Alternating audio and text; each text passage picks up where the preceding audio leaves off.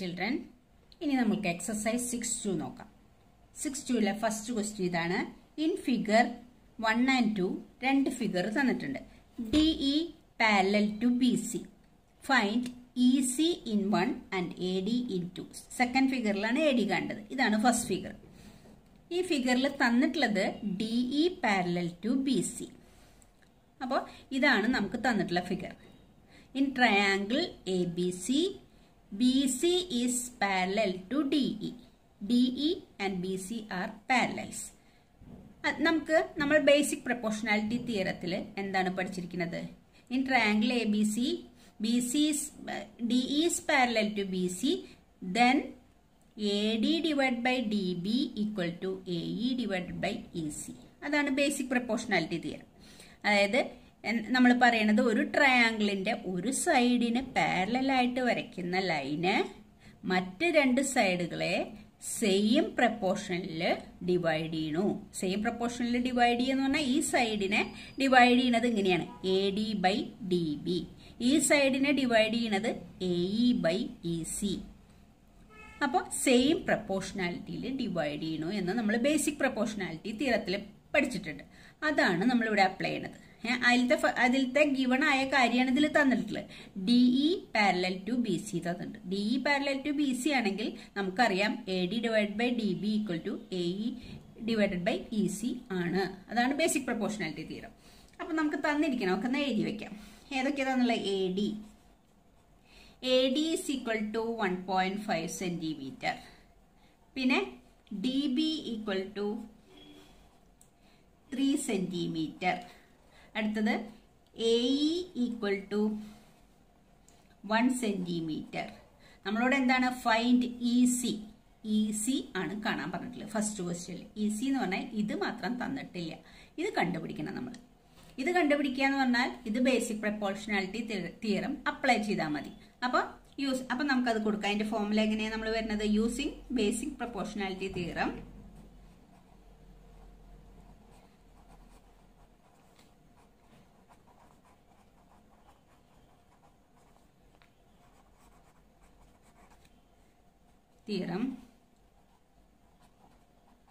Using basic proportionality theorem ഉപയോഗിച്ച് നമുക്ക് എങ്ങനെ പറയാം? ബേസിക് പ്രൊപ്പോർഷണാലിറ്റി തിയറത്തില് BC DE പാരലൽ ആണെങ്കിൽ ഇതാണ് എന്നാണ് condition. Using basic proportionality theorem we have AD by DB equal to AE by EC. EC ആയിരിക്കും. AD by DB equal to AE by EC ആയിരിക്കും. അപ്പൊ നമുക്ക് തന്നിരിക്കുന്ന വാല്യൂ സബ്സ്റ്റിറ്റ്യൂട്ട് ചെയ്താൽ ECയുടെ വാല്യൂ കണ്ടുപിടിക്കാം. ADയുടെ വാല്യൂ എത്ര തന്നുള്ളത്? 1.5. 1.5 AD. DB അടുത്തത് DBയുടെ വാല്യൂ 3 ഈക്വൽ ടു Aയുടെ വാല്യൂ 1. EC ആണ് നമ്മളോട് കാണാൻ പറഞ്ഞിട്ടുള്ളത്. Find EC. EC ആണ് കാണാൻ പറഞ്ഞത്. ഇനി ഇങ്ങനെ തന്ന 1.5/3 ഈക്വൽ ടു 1/EC. ഇങ്ങനെ രണ്ട് പ്രൊപ്പോർഷണാലിറ്റി തന്നാൽ നമ്മൾ എങ്ങനെയാണ് മൾട്ടിപ്ലൈ ചെയ്യുക? EC കണ്ടുപിടിക്കാൻ ഇങ്ങനെയാണ് മൾട്ടിപ്ലൈ ചെയ്തത്. അതായത് ഈ ന്യൂമറേറ്റർ ഇങ്ങനെ ഈക്വൽ ടുവിന്റെ രണ്ട് സൈഡിലും രണ്ട് റാഷണൽ നമ്പേഴ്സ് ആണെങ്കിൽ ഇതിന്റെ ന്യൂമറേറ്റർ ഇൻറ്റു ഈ ഡിനോമിനേറ്റർ ഈക്വൽ ടു ഈ ഡിനോമിനേറ്റർ ഇൻറ്റു ഈ ന്യൂമറേറ്റർ. അങ്ങനെയാണ്. അപ്പൊ എന്താ വരിക? 1.5 into EC equal to 3 into 1 ഇങ്ങനെ വരും. Therefore EC ഈക്വൽ ടു എന്ത് വരും? 3 ഇൻറ്റു 1 ഉണ്ട്. ഈ 1.5 RHSൽ പോകുമ്പോൾ ഡിവൈഡഡ് ബൈ 1.5. അപ്പൊ നമുക്ക് എന്ത് കട്ട് ചെയ്ത് കളയാം? ഇവിടെ എന്താ കട്ട് ചെയ്യാനുള്ളത്? 3ഉം 1.5ഉം നമുക്ക് കട്ട് ചെയ്ത് കളയാം. 1.5 ഇൻറ്റു 1.5 അല്ല സോറി 1.5 ഇൻറ്റു 2. 1.5 കൊണ്ട് കട്ട് ചെയ്യുകയാണെങ്കിൽ 1.5ല് 1 ടൈം, 3ല് 2 ടൈം. 1.5 എന്ന് പറയുന്നത് 3യുടെ ഹാഫ് അല്ലേ? അപ്പൊ 1.5 കൊണ്ടാണ് നമ്മൾ കട്ട് ചെയ്തത്. ഇവിടെ 1 ഇവിടെ 2. അപ്പൊ എത്ര കിട്ടി? EC എന്ന് പറയുന്നത് 2 ഇൻറ്റു 1 2 സെന്റിമീറ്റർ എന്ന് കിട്ടി. ഇതൊക്കെ സെന്റിമീറ്ററിലല്ലേ?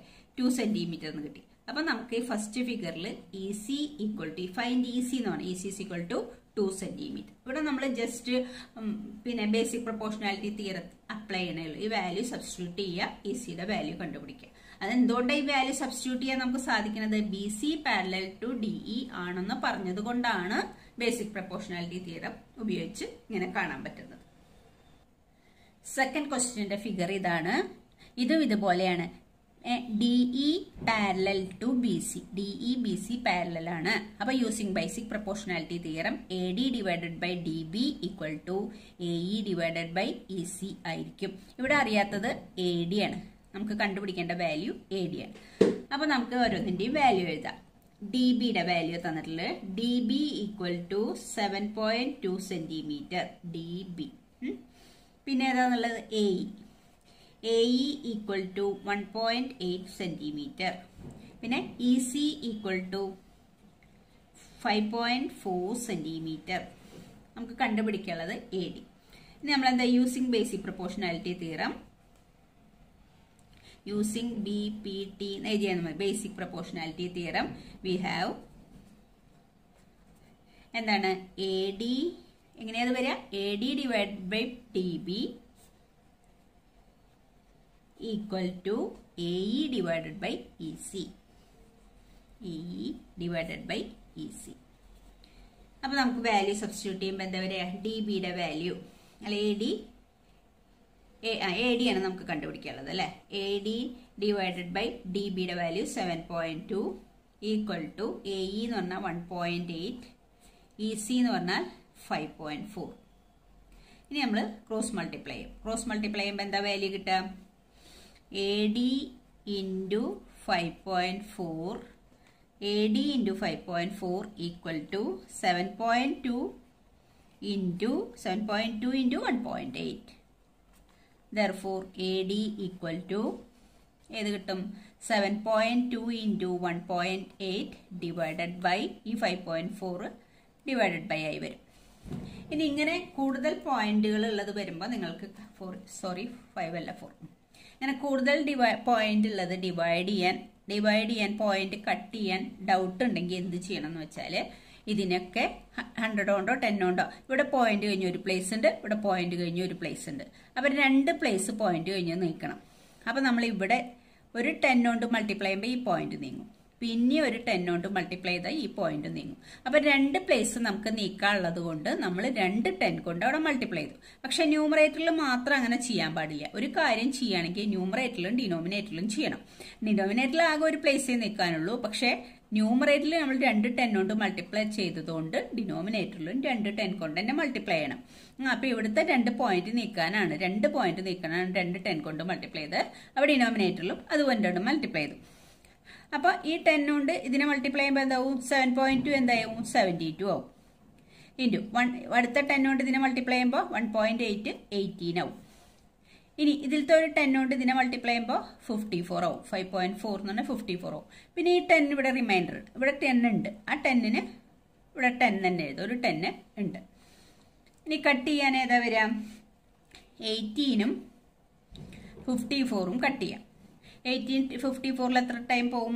54 18ൽ 1 ടൈം, 54ൽ 3 ടൈം പോവും അല്ലേ. 18 into 3 എത്ര? 8 into 3 24, റിമൈൻഡർ 2, 3 into 1 3 54. ഇവിടെ 54ഉം 18ഉം കൂടി കട്ട് ചെയ്യുമ്പോൾ 18ൽ 18 1 ടൈം പോവും, 54ൽ 18 3 ടൈം പോവും. 3 into 18 ആണ് 54. ഇനി 3ഉം 72ഉം നമുക്ക് വേണമെങ്കിൽ കട്ട് ചെയ്യാം. 72 കട്ട് ചെയ്യുമ്പോൾ 3 കൊണ്ട് കട്ട് ചെയ്യുമ്പോൾ 7ൽ 3 2 ടൈംസ്, അപ്പൊ 6 ആണ്. പിന്നെ ഒരു 2 ഇങ്ങോട്ട് കൊടുക്കുമ്പോൾ അത് 12 ആയി. 12ൽ 3 4 ടൈംസ്, അപ്പോൾ ഈ 3 ഇതും കട്ട് ചെയ്തു. അപ്പോൾ എത്ര നമുക്ക് ആൻസർ 24. ഇവിടെ ഒരു 10 ഉണ്ട് കേട്ടോ. 24 ഡിവൈഡഡ് ബൈ 10 ആൻസർ കിട്ടുക. That is equal to 24 divided by 10 എത്ര കിട്ടുക? 2.4. 10 കൊണ്ട് ഡിവൈഡ് ചെയ്ത ഒരു പ്ലേസ് നീക്കിയാൽ പോരെ, അത്രയും സെന്റിമീറ്റർ. ഇതെന്താണ്? ADയുടെ അളവ് കണ്ടുപിടിക്കാനാണ് നമ്മളോട് പറഞ്ഞത്. That is AD is equal to 2.4 centimetre. ഇത് വളരെ ഈസി ആയിട്ട് ചെയ്യാവുന്നതേ ഉള്ളൂ. നിങ്ങൾക്ക് ഇങ്ങനത്തെ പ്രോബ്ലം കണ്ടാൽ ഇത് രണ്ടും പാരലലാന്ന് പറഞ്ഞാൽ ഈ റേഷ്യോ, ഈ BPT ഉപയോഗിച്ച് ഈ റേഷ്യോ എഴുതി ആ വാല്യൂ സബ്സ്റ്റിറ്റ്യൂട്ട് ചെയ്താൽ നമുക്ക് അൺനോൺ ആയത് കണ്ടുപിടിക്കാൻ സാധിക്കും. അടുത്ത second question. E and F are point on the side PQ and PR respectively. Eയും Fഉം എവിടെയുള്ള PQ എന്ന സൈഡിലും PR എന്ന സൈഡിലുള്ള രണ്ട് പോയിന്റ്സ് ആണ് Eയും Fഉം of triangle PQR. For each of the following cases, state whether EF parallel to QR. EF QR ന് parallel ആണോ എന്ന് ചോദിച്ചിട്ടുള്ളത്. അപ്പം ക്വസ്റ്റ്യനിൽ ഇതാണെന്നുള്ളത് E and F are 2 points in the side PQ and PR. നമ്മൾ കണ്ടുപിടിക്കേണ്ട പ്രൂവ് ചെയ്യേണ്ടത് EF is parallel to QR ആണ്. അപ്പൊ നമ്മൾ ഇത് ഏതിലാ പഠിച്ചത്? കോൺവേഴ്സ് ഓഫ് BPT ആണ്. ബേസിക് പ്രൊപ്പോർഷണാലിറ്റി തിയറത്തിന്റെ കോൺവേഴ്സിലാണ് നമ്മൾ എങ്ങനെ പഠിച്ചിട്ടുള്ളത്. ഒരു ലൈൻ രണ്ട് ട്രയാങ്കിളിന്റെ 2 സൈഡ്സിനെ സെയിം പ്രൊപ്പോർഷണാലിറ്റിയിൽ ഡിവൈഡ് ചെയ്യണമെങ്കിൽ ആ ലൈൻ മൂന്നാമത്തെ സൈഡിന് പാരലൽ ആയിരിക്കും. അതാണ് കോൺവേഴ്സ് ഓഫ് ബേസിക് പ്രൊപ്പോർഷണാലിറ്റി തിയറത്തിൽ നമ്മൾ മനസ്സിലാക്കിയിട്ടുള്ളത്. അപ്പൊ നമുക്ക് ഇവിടെ ഈ ക്വസ്റ്റ്യനില് PE EQ ഇതിന്റെയൊക്കെ ഈ സൈഡിന്റെ അളവുകൾ തന്നിട്ടുണ്ട്. അപ്പൊ നമ്മൾ എന്താ നോക്കേണ്ടത്? ഈ ഇയും എഫും ഈ PQനെയും PRനെയും ഈക്വൽ പ്രൊപ്പോർഷണാലിറ്റിയിൽ ഡിവൈഡ് ചെയ്യണ്ടോ നോക്കാം. അതെങ്ങനെയാ മനസ്സിലാക്കുക? PE ഡിവൈഡഡ് ബൈ EQ കണ്ടുപിടിക്കാം. അതുപോലെ PF ഡിവൈഡഡ് ബൈ FR കണ്ടുപിടിക്കാം. അത് രണ്ടും സെയിം ആണെങ്കിൽ ഈ ഇയും എഫും ഇത് രണ്ട് സൈഡിന് സെയിം പ്രൊപ്പോർഷണാലിറ്റിയിൽ ഡിവൈഡ് ചെയ്യേണ്ടത് മനസ്സിലാക്കാം. അങ്ങനെയാണെങ്കിൽ EF QRന് പാരലൽ ആയിരിക്കും എന്ന് പറയാം. ഇനി ചില കേസിൽ PE ഡിവൈഡഡ് ബൈ EQ നമ്മൾ കാണുമ്പോൾ ആ വാല്യൂ ആയിരിക്കില്ല PF ഡിവൈഡഡ് ബൈ FR കാണുമ്പോൾ. രണ്ട് പ്രൊപ്പോർഷണാലിറ്റി, അതായത് രണ്ട് റേഷ്യോസും ഡിഫറെന്റ് ആയിരിക്കും. അതായത് PE by EQ equal to അല്ല, PF ബൈ FRഉം നോട്ട് ഈക്വൽ ടു ആയിരിക്കും. അങ്ങനെയാണെങ്കിൽ ഈ EF എന്ന് പറയുന്ന ലൈൻ ഇതിന് പാരലൽ അല്ല എന്ന് നമുക്ക് പറയാം. ഇപ്പൊ നമ്മൾ ഇവിടെ അപ്ലൈ ചെയ്യുന്നത് കോൺവേഴ്സ് ഓഫ് ബേസിക് പ്രൊപ്പോർഷണാലിറ്റി തിയറാണ്. അപ്പൊ ഇതിൽ തന്നിരിക്കുന്ന അളവുകളൊക്കെ നോക്കാം. PE equal to first 3 question ഉണ്ട്. PE is equal to 3.9 centimetre. പിന്നെ EQ ഈക്വൽ ടു 3 സെന്റിമീറ്റർ. പിന്നെ PF is equal to 3.6 centimetre. FR is equal to 2.4 centimetre. ഇതാണ് അളവുകൾ തന്നിട്ടുള്ളത്. ഇനി നമുക്ക് ഏതാ അപ്ലൈ ചെയ്യേണ്ടത്? ബേസിക് പ്രൊപ്പോർഷണാലിറ്റി തിയറത്തിന്റെ കോൺവേഴ്സ് അപ്ലൈ ചെയ്യാം. അപ്പൊ നമുക്ക് ഈ തന്നിരിക്കുന്ന അളവുകൾ വേണമെങ്കിൽ എഴുതി വെക്കാം, അല്ലെങ്കിൽ എഴുതണ്ട. അപ്പൊ PQനെ E ഡിവൈഡ് ചെയ്യുന്ന റേഷ്യോ നോക്കാം. PE by EQ. PE by EQ equal to എത്രയാ? PE എത്രയാ? 3.9 ബൈ EQ എത്രയാ? 3. 3.9 ഡിവൈഡഡ് ബൈ 3 എന്നാണ് വരുന്നത്. അപ്പൊ അടുത്തത് നോക്കാം. PF by FR. PF divided by FR that is equal to 3.6 divided by 2.4. ഈ വാല്യൂ ഇങ്ങനെയാ വരുന്നത്. ഈ രണ്ട് വാല്യൂസും സെയിം ആണോ എന്ന് നമുക്ക് എങ്ങനെയാ നോക്കാൻ പറ്റുക? ഇതിനെ സിംപ്ലിഫൈ ചെയ്യണം. അപ്പൊ നമുക്ക് ഇതിങ്ങനെ നോക്കുമ്പോൾ നമുക്ക് മനസ്സിലാവണില്ല ഈ രണ്ട് റേഷ്യോസും ഈക്വൽ ആണോ എന്ന് മനസ്സിലാവുന്നില്ല. അപ്പൊ നമ്മൾ എന്താ ചെയ്യാം? ഇതിനൊന്നും കൂടി സിംപ്ലിഫൈ ചെയ്യാൻ എന്താ ചെയ്യുക? ഇവിടെ പോയിന്റ് ഉണ്ട്, ഇവിടെ പോയിന്റ് ഇല്ല. അപ്പൊ നമ്മൾ എന്ത് ചെയ്യണം? ഇതിന്റെ പോയിന്റ് നീക്കാൻ വേണ്ടിയിട്ട് ഒരു പോയിന്റ് ഉള്ളു. അപ്പൊ 10 കൊണ്ട് മൾട്ടിപ്ലൈ ചെയ്യണം. അപ്പൊ അവിടെ മാത്രം 10 കൊണ്ട് മൾട്ടിപ്ലൈ ചെയ്യാൻ പറ്റില്ല, ഡിനോമിനേറ്ററിലും 10 കൊണ്ട് മൾട്ടിപ്ലൈ ചെയ്യണം. അപ്പൊ 3.9നെ 10 കൊണ്ട് മൾട്ടിപ്ലൈ ചെയ്യുമ്പോൾ അത് 39 ആവും. ഇവിടെ പോയിന്റ് ഒന്നും ഇല്ലാത്തതുകൊണ്ട് അത് 3 × 10 തന്നെ എഴുതാം. ഇനി ഈ 3യും 39ഉം കട്ട് ചെയ്യുമ്പോൾ 3ൽ 3 1 ടൈം, 9ൽ 3 ടൈംസ്. അപ്പൊ എത്ര കിട്ടുക? 13/10 ആണ് ഇത് കിട്ടുക. അപ്പൊ 13/10 എത്ര കിട്ടുക? 1.3. 10 കൊണ്ട് ഡിവൈഡ് ചെയ്യുമ്പോൾ ഒരു പ്ലേസ് കൂടെ നീക്കല്ലേ, ഒരു പോയിന്റ് ഇടും. അപ്പൊ അത്രയും സെന്റിമീറ്റർ. അപ്പൊ അത്രയാണ് കിട്ടുക. സോറി, അത്രയാണ് അതിന്റെ റേഷ്യോ കിട്ടുക. അത് സെന്റിമീറ്റർ എന്ന് എഴുതാൻ പാടില്ല. അടുത്തതിന്റെ റേഷ്യോ നമുക്ക് കാണാം. ഇതിന്റെ റേഷ്യോ കിട്ടുമ്പോൾ ഇവിടെയും പോയിന്റ് കഴിഞ്ഞൊരു പ്ലേസ് ഉണ്ട്, ഇവിടെയും പോയിന്റ് കഴിഞ്ഞൊരു പ്ലേസ് ഉണ്ട്. അപ്പൊ ഈക്വൽ ടു ഇവിടെയും 10 കൊണ്ട് ഇതിലും 10 കൊണ്ട് മൾട്ടിപ്ലൈ ചെയ്യണം, ഇതിനെയും 10 കൊണ്ട് മൾട്ടിപ്ലൈ ചെയ്യണം. ഇതിനെ 10 കൊണ്ട് മൾട്ടിപ്ലൈ ചെയ്യുമ്പോൾ 36 ആവും, ഇതിനെ 10 കൊണ്ട് മൾട്ടിപ്ലൈ ചെയ്യുമ്പോൾ 24 ആവും.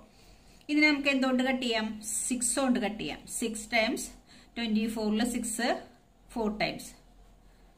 അപ്പോൾ വീണ്ടും 2 കൊണ്ട് കട്ട് ചെയ്യാം. നമുക്ക് 3 ടൈംസ്, ഇവിടെ 2 ടൈംസ്. അപ്പൊ എത്ര കിട്ടത്? 3/2 എന്ന് കിട്ടി. 3/2 എന്നാണ് ആൻസർ. ഇനി 3/2 1.3 സെയിം ആണോ അത് നമുക്ക് നോക്കണം. 3/2 എന്ന് പറഞ്ഞാൽ 3നെ 2 കൊണ്ട് ഡിവൈഡ് ചെയ്താൽ 3ൽ 2 1 ടൈം 2 റിമൈൻഡർ 1 0 0.5 ടൈം. അപ്പോൾ 1.5 എന്നാ കിട്ടുക. 3/2 എന്ന് പറഞ്ഞാൽ 1.5 ആണ്. 3/2 എന്ന് പറയുന്നത് 1.5 ആണ്. ഇത് 1.3 ആണ്. അപ്പോൾ PE/EQ എന്ന് പറയുന്നത് 1.3 ആണ്. PF/FR എന്ന് പറയുന്നത് 1.5 ആണ്. അപ്പൊ ഈ റേഷ്യോ രണ്ടും സെയിം ആണോ? സെയിം അല്ല. അപ്പൊ നമുക്ക് എന്ത് പറയാം? അപ്പോൾ PE/EQ not equal to PF/FR. PE/EQ not equal to PF/FR. Therefore, ഇത് രണ്ട് റേഷ്യോ സെയിം അല്ലെങ്കിൽ നമുക്ക് എന്ത് പറയാം? EF not parallel to QR. EF QRന് പാരലൽ അല്ല. അതല്ല ഞാൻ ചോദിച്ചിട്ടുള്ളത്. State whether EF parallel to QR. EF not parallel to QR. അതിന്റെ റീസൺ എന്താ? By converse of BPT, basic proportionality തിയറത്തിന്റെ കോൺവേഴ്സ് വെച്ചിട്ടാണ് ഇത് രണ്ടും. ഈ രണ്ട് പ്രൊപ്പോർഷണാലിറ്റിയും ഈക്വൽ അല്ല. ഈക്വൽ അല്ലാത്തത് കൊണ്ടാണ് നമ്മൾ എന്ത് പറഞ്ഞത്? EF not parallel to QR. അപ്പോൾ അത് എന്തിന്റെ റീസണാണ്? BPT of converse proportionality theorem പ്രകാരമാണ് നമുക്ക് പറയാൻ പറ്റുന്നത്. ഇത് രണ്ടും ഈക്വൽ അല്ലാത്തതുകൊണ്ട് ഈ EF എന്ന് പറയുന്നത് QRന് പാരലൽ അല്ല. ഇനി സെക്കൻഡ് ക്വസ്റ്റ്യൻ നോക്കാം. PQRSലെ PE 4, ഇത് 4.5, ഇത് 8, ഇത് 4, ഇത് 9 സെന്റിമീറ്റർ. അപ്പൊ നമുക്ക് ഈ പ്രൊപ്പോർഷൻ നോക്കാം. PE/EQ. PE/EQ ഈക്വൽ ടു എന്താ വരിക? 4/4.5. ഇത് ഒന്നും കൂടി ചെറുതാക്കണം നമുക്ക്. അപ്പൊ 4 ഡിവൈഡഡ് ബൈ ഇതിന് 4.5 അല്ലേ? അപ്പൊ 4.5നെയും 10 കൊണ്ട് മൾട്ടിപ്ലൈ ചെയ്യണം. ആ പോയിന്റ് നീങ്ങാൻ ഇവിടെയും 10 കൊണ്ട് മൾട്ടിപ്ലൈ ചെയ്യണം. അപ്പൊ ഇവിടെ എന്താവും? ന്യൂമറേറ്ററില് 4 × 10 ഡിവൈഡഡ് ബൈ ഇതെന്താവും? 45 ആവും. അപ്പൊ നമുക്ക് എന്താ? ഇത് 40, അതായത് 4.5നെ 10 കൊണ്ട് മൾട്ടിപ്ലൈ ചെയ്യുമ്പോൾ 45. ദാറ്റ് ഈസ് ഈക്വൽ ടു 5 കൊണ്ട് കട്ട് ചെയ്യുമ്പോൾ 5 45ലെ 10ലെ 2 ടൈംസ്. ഇനി എന്താ കട്ട് ചെയ്യാനുള്ളത്? ഇനിയൊന്നും കട്ട് ചെയ്യാനില്ല. ഇത് തന്നെയുള്ളൂ. 4 × 2 എന്ന് പറഞ്ഞാൽ 8/9 എന്നാ കിട്ടാം. ഇനി മറ്റേ പ്രൊപ്പോർഷൻ നോക്കാം. PF/FR. FR is equal to 8/9. അത് 8/9 തന്നെ കിട്ടുള്ളൂ. 8/9. അപ്പൊ ഇനി കട്ട് ചെയ്യേണ്ട ആവശ്യമില്ല. ഇത് 8/9, ഇത് 8/9. രണ്ട് പ്രൊപ്പോർഷനും സെയിം ആയി. അപ്പൊ നമുക്ക് എന്ത് എഴുതാം? Therefore, PE/EQ equal to PF/FR. PE/EQ PF/FRും ഈക്വൽ ആണ്. അപ്പൊ അതുകൊണ്ട് എന്ത് എഴുതാം? Therefore, by converse of basic proportionality theory പ്രകാരം നമുക്ക് എന്ത് എഴുതാം? EF is parallel to QR. Therefore, EF parallel to QR. അതുകൊണ്ട് EF parallel to QR. Reason converse of BPT.